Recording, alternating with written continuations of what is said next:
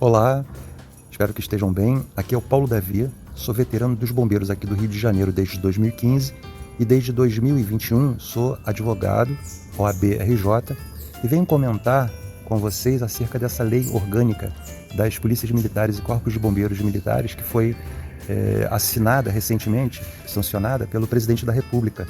Essa lei, o projeto de lei dela ficou mais de 10 anos no Congresso Nacional e agora ela foi aprovada, né? Essa lei ela vai servir como diretriz para todos os governadores dos estados e do Distrito Federal quando elaborarem as suas leis, as leis para os seus militares estaduais. Então essa lei orgânica ela é muito extensa, então eu vou deixar para vocês aqui só os principais tópicos para essa profissão, para essas profissões tão importantes que lidam com a segurança pública do brasileiro, né? O policial militar combatendo a criminalidade, e o bombeiro militar com o seu lema, né? Vida alheia e riqueza salvar. No artigo 8º, as polícias militares e os corpos de bombeiros militares, elas foram autorizadas a cooperar com os centros de operação e formação, de treinamento e aperfeiçoamento de outras instituições públicas brasileiras, a nível federal, estadual, distrital e até municipal. Mas tanto a polícia militar quanto os corpos de bombeiros são proibidos de cooperar para formar e treinar de natureza militar, né? Se a instituição for civil. Por exemplo, se você vai treinar bombeiro civil, entendeu? Então, ou brigadista civil, então você não pode, o bombeiro militar não vai poder. Ele fica proibido de cooperar. Tanto o policial militar. A polícia militar, vou treinar em determinado local que seja de âmbito civil, né, para as atividades militares. Também fica essa proibição. O artigo 9º diz que a prerrogativa da elaboração das leis dos corpos de bombeiros e policiais militares é prerrogativa dos governadores dos estados e do Distrito Federal, mas estes têm que respeitar as diretrizes tanto dessa lei orgânica quanto da legislação das Forças Armadas. O artigo 12 fala da estrutura militar, da hierarquia, indo do coronel ao soldado, até aí não é novidade nenhuma, só que ele insere uma nomenclatura nova, né, que é aluno-soldado. Na minha época, quando eu incorporei, a gente falava soldado REC, né? Que é RSC, de recruta. Soldado recruta. Agora, aluno-soldado. O artigo 13 fala das condições de ingresso nas corporações militares estaduais. Então, ele cita vários requisitos, vários incisos, abordando o tema, e um deles foi inovado, porque fica a partir de agora a necessidade do candidato ter o nível superior, ter a escolaridade, ter o diploma de 3º grau. O artigo 14 fala acerca da progressão do militar na hierarquia, né? Através das promoções.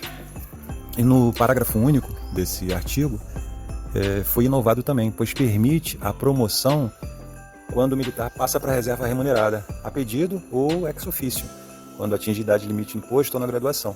Então, a partir de agora, é possibilitado, por exemplo, quando o primeiro-tenente vai para a reserva remunerada, ele vai na reserva como capitão, ou seja, vai ganhar soldo de capitão, vai ganhar identidade de capitão, registro nos seus contra-cheques como capitão.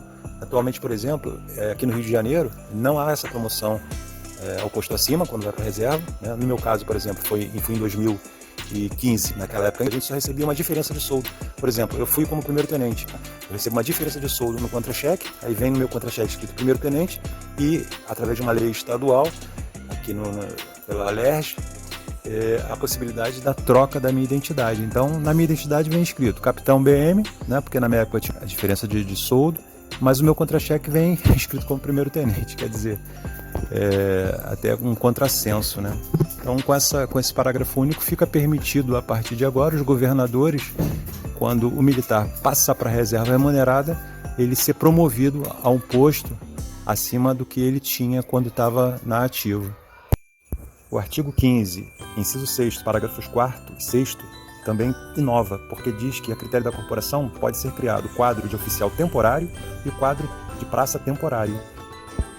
O artigo 16 diz que os corpos de bombeiros militares e as polícias militares, elas podem instituir os colégios militares, né, de ensino fundamental, médio e de graduação, e também pós-graduação, desde que atendidas os requisitos do Ministério da Educação, tá? E todos esses cursos que estiverem dentro das corporações, nesses colégios, eles terão integração em plena equivalência com os demais cursos regulares de universidades públicas.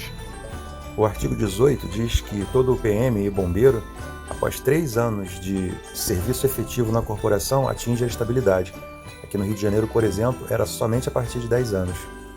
Ao militar veterano, foi recepcionado uma lei federal de 1986 que permitia a ele opinar livremente sobre assunto político, externar pensamento e conceito ideológico, filosófico ou relativo à matéria pertinente ao interesse público, sendo proibido se manifestar sobre assuntos de natureza militar, da corporação, se isso for de caráter sigiloso. Essa autorização do livre pensamento, e tanto em redes sociais, exclusivamente ao militar veterano. O militar ativo ainda tem as suas restrições. E uma possibilidade de reversão do militar veterano à ativa. Isso seria interessante, porque tem muitos bombeiros militares, muitos policiais militares que vão para a reserva ainda com uma faixa etária em que estão com condição de trabalho. E ele podendo voltar para a ativa seria muito bom até para a progressão funcional da sua carreira. E para a própria corporação seria também muito boa essa volta, porque o militar é muito experiente e abriria condições de aumento de efetivo, sem precisar de concurso público. E, além disso, com esse aumento de efetivo, você coloca os militares da ativa para uma atividade fim, deixando esses veteranos na atividade administrativa, por exemplo.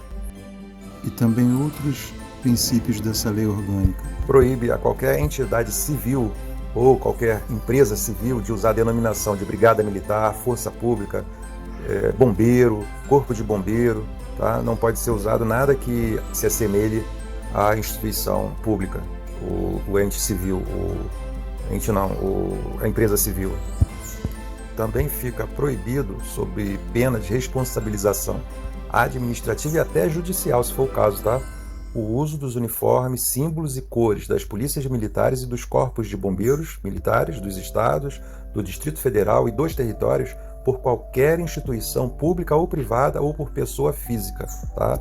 Nada que confunda com polícia militar, nada que confunda com bombeiro militar pode ser utilizado por essa empresa civil, por exemplo. Não pode uma brigada de incêndio usar a blusa vermelha do bombeiro, gandola caque, calça caque ou nada parecido que fique confundido com a corporação militar. Por exemplo, e até a polícia militar também, o uniforme padrão do Estado não pode ser copiado, nem ser colocado em xeque ali que se confunda. Poxa, essa é a polícia militar ou é uma empresa de segurança?